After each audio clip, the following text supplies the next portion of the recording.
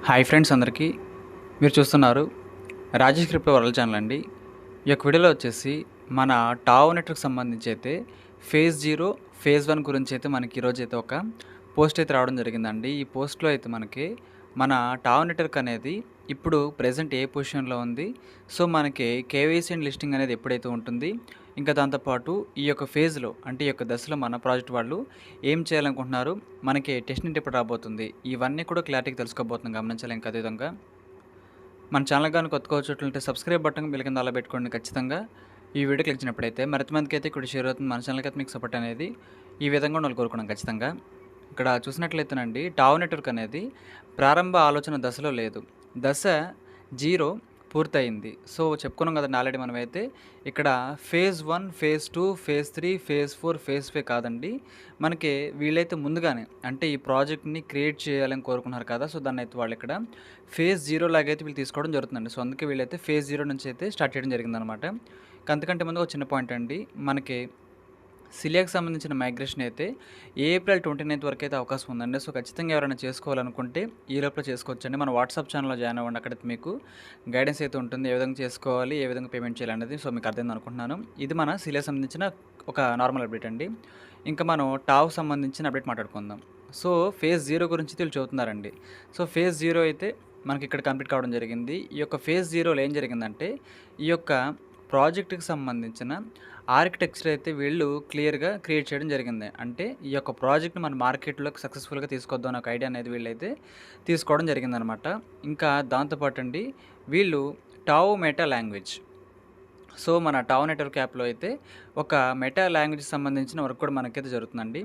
ఇంకా దాంతోపాటు ఈ యొక్క ప్రాజెక్ట్ అనేది కాన్సెప్ట్ అండ్ ఫౌండేషన్ అయితే మనకి వీళ్ళు ఫేజ్ 0లోనే చేయడం జరిగింది. సో సక్సెస్‌ఫుల్‌గా వీళ్ళైతే ఈ యొక్క యాప్‌ని మార్కెట్‌లోకి తీసుకురావాలని కోరుకున్నారు చూడండి. ఆ ప్లాన్ ఉంది చూడండి. ఆ ప్లాన్‌ని మనకైతే వీళ్ళు ఇక్కడ ఫేజ్ 0 లాగా చెప్పడం జరుగుతుందండి. సో వీళ్ళైతే చెబుతున్నారు ఫేజ్ 0 మనకైతే పూర్తిగా కంప్లీట్ అయితే అయిపోయింది.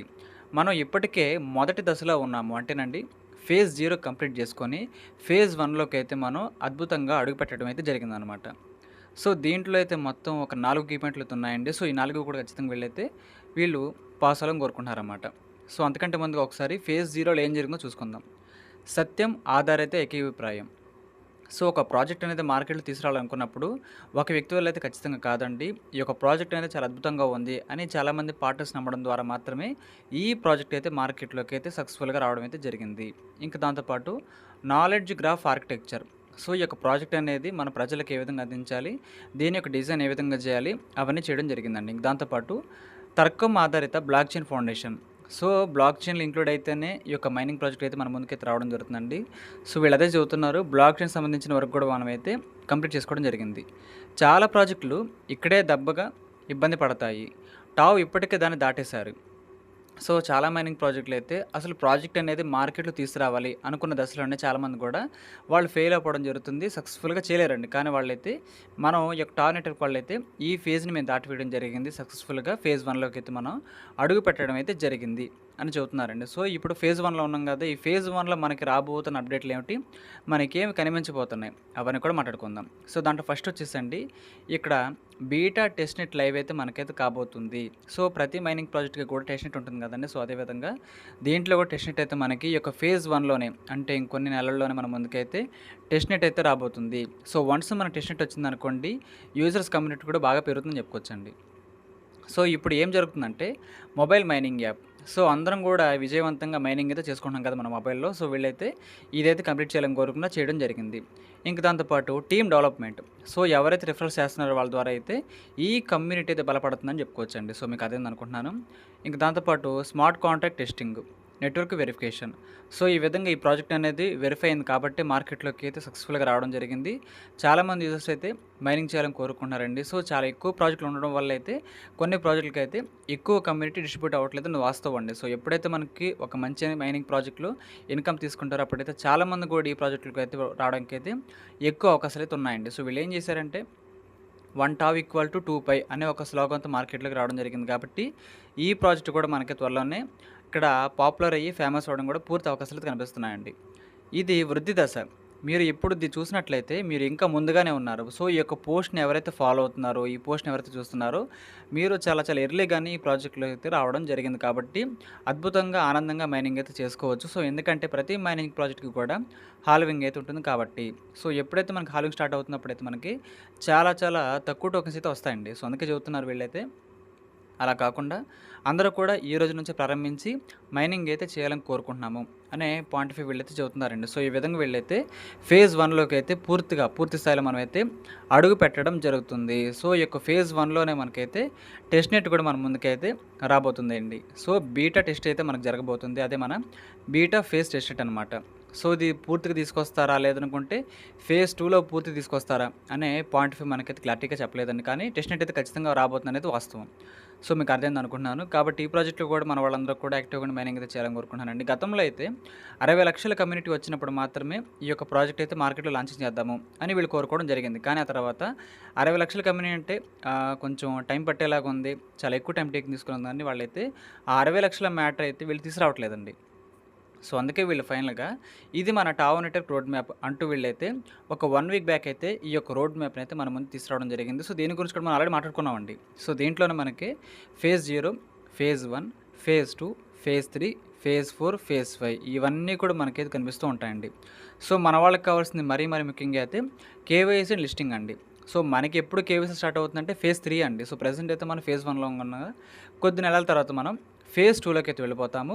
ఆ తర్వాత వచ్చేదాన్ని ఫేజ్ 3 అంటారండి. ఫేజ్ 3లోనే మనందరం కూడా కేవైసీలు చేసుకోబోతున్నాం ఈ ప్రాజెక్ట్‌లో. సో, వన్స్ మనం కేవైసీ చేసుకున్న తర్వాత అయితే మైగ్రేషన్ అవుతుంది. మైగ్రేషన్ అంటే ముందు మన వాలెట్‌లోకి అయితే ఈ టోకెన్స్ ఏవైతే ఉంటాయో టోకెన్స్ ఇవి సేల్ చేసుకోవడానికి అయితే ముందుగా మన వాలెట్‌లోకి రావాలండి. దాన్నే మైగ్రేషన్ అంటారనమాట. సో, ప్రతి మైనింగ్ ప్రాజెక్ట్ కూడా కేవైసీ తర్వాత మైగ్రేషన్ అయితే ఉంటుందండి.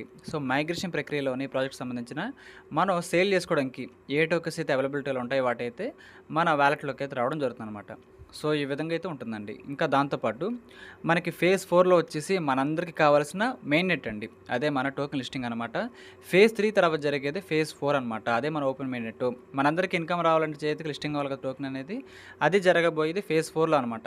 సో, ఈ ప్రాజెక్ట్ వల్లైతే ఎక్కువ సంవత్సరాలు డిలే లేకుండా చాలా ఫాస్ట్‌గానే కంప్లీట్ చేద్దాము అనే ఒపీనియన్‌తో వీళ్ళైతే ఉన్నారండి. సో, మీకు అర్థమైంది అనుకుంటున్నాను. కాబట్టి వాళ్ళ ఒపీనియన్ అనేది చాలా మంచిగా అయితే కనిపిస్తుంది. కాబట్టి అందరం కూడా ఈ ప్రాజెక్ట్‌కి సపోర్ట్ చేద్దాము. మనకి కుదిరినంత సపోర్ట్ చేయడం ద్వారా మనకైతే పోయేదేం లేదండి. లాభం తప్ప మనకిక్కడ ఏ ఇబ్బంది ఉండదనమాట. సో, మీరు కూడా మీ ఫ్రెండ్స్‌ని కానీ, మీ బంధువులు కానీ కుదిరితే రెఫర్ చేయండి. లేదనుకుంటే మన ఇంటర్లింక్ ప్రాజెక్ట్‌లో కానీ, టిక్కాయిన్ ప్రాజెక్ట్‌లో కానీ, ఏదైనా ప్రాజెక్ట్‌లో కానీ ఇన్‌కమ్ తీసుకున్న తర్వాత మీరైతే వాళ్ళకి చూపించి అప్పుడైనా వాళ్ళకైతే రెఫర్ చేయడానికి కానీ, పరిచయం చేయడం కానీ ఈ యొక్క యాప్‌ని చేయొచ్చండి. ఇబ్బంది లేదు. ఎందుకంటే చాలామంది కూడా నమ్మకం ఉండదు కాబట్టి నమ్మకం కలిగించిన తర్వాత అంటే ఈ యాప్ కాదండి వేరే యాప్స్‌లో మనకి ఇన్‌కమ్ వస్తుంది కదా త్వరలోనే.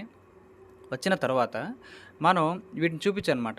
సో, ఈ విధంగా మనకి ఇన్‌కమ్ అయితే వచ్చింది మైనింగ్ ప్రాజెక్ట్ ద్వారా. ఒక ఇన్‌కమ్ సోర్స్ ఖచ్చితంగా నిజంగా ఉంది అని వాళ్ళు అప్పుడు నమ్ముతారండి. సో, అప్పుడైతే వాళ్ళందరూ కూడా మీరైతే రిఫర్ చేయడానికి మీకైతే ఎక్కువ అవకాశాలు అయితే ఉంటాయండి. సో, మీకు అర్థమైంది అనుకుంటున్నాను.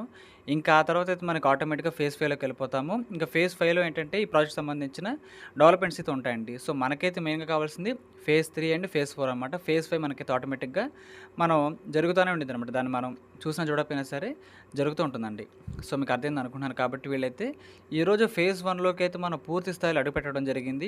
ఈ కార్యక్రమంలో అలవాటు చేసుకున్న వెంటనే మనమైతే ఫేజ్ 2లోకి అయితే వెళ్తామండి. ఫేజ్ 2లో మనకైతే ఇక్కడ డీసెంట్రలైజ్డ్ టెక్నాలజీకి సంబంధించిన వివరాలు, ఇంక దాంతోపాటు మైనింగ్ అనేది ఎంత అద్భుతంగా ఉంటుంది, ఇంక దాంతోపాటు ఈ యొక్క ప్రాజెక్ట్‌లో ఉన్న నిజాలేమిటి, అవన్నీ కూడా మేము ఖచ్చితంగా మీతో పంచుకోవాలనుకుంటున్నాము అనేది చెబుతున్నారండి. సో, ఖచ్చితంగా చాలా మంచి నాలెడ్జ్ ఉన్న ప్రాజెక్ట్ అయితే అవుతుందండి. సో, వీళ్ళేం చెబుతున్నారంటే ఇన్‌కమ్ అనేది ముఖ్యమే కాదంటలేదు. కానీ మనం ఇన్‌కమ్‌తో పాటు నాలెడ్జ్ కూడా షేర్ చేద్దాము అని పాయింట్ ఆఫ్ వ్యూ వీళ్ళు ఉన్నారండి. సో, మనకి మైనింగ్ ప్రాజెక్టుల మీద ఒక అవగాహన జ్ఞానాన్ని కూడా వీళ్ళైతే మనకి ఇచ్చేలాగా ఉన్నారు కాబట్టి సో, తీసుకుందంతా కూడా వాళ్ళు మనకి ఏది ఇచ్చినా సరే బెనిఫిట్ ఇస్తారు కాబట్టి అవన్నీ కూడా తీసుకోవాలని కోరుకుంటున్నాం. సో, మీకు అర్థమైంది అనుకుంటున్నాను. ఇంకా దాంతోపాటు ఒక చిన్న ప్రశ్నకు సమాధానం చెప్పాలనుకుంటున్నానండి. మనకి ఏ మైనింగ్ ప్రాజెక్ట్ అయినా సరే ఎంత ప్రైస్‌కి లిస్టింగ్ అవుతుంది అనేది సస్పెన్స్ అండి. సో, ఆ యొక్క లిక్విడిటీ పూల్ అనేది పెట్టాలండి.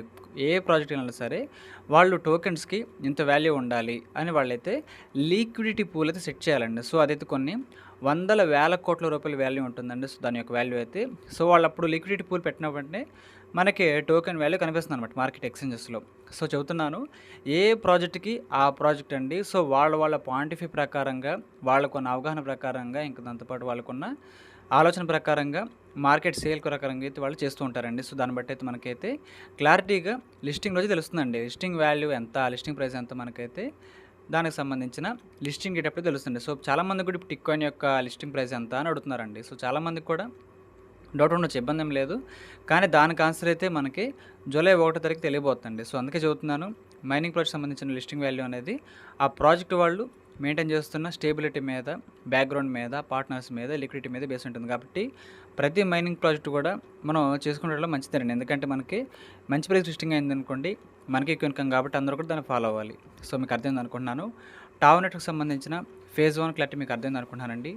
ఈ యొక్క వీడియో నచ్చినట్లయితే ఖచ్చితంగా లైక్ చేయండి. మన టీమ్ సభ్యులకు, గ్రూప్ సభ్యులకు వాట్సాప్‌లో షేర్ చేయండి. మన ఛానల్‌కైతే మీకు సపోర్ట్ అనేది ఈ విధంగా ఉండాలి కోరుకోవడం ఖచ్చితంగా. Thank you.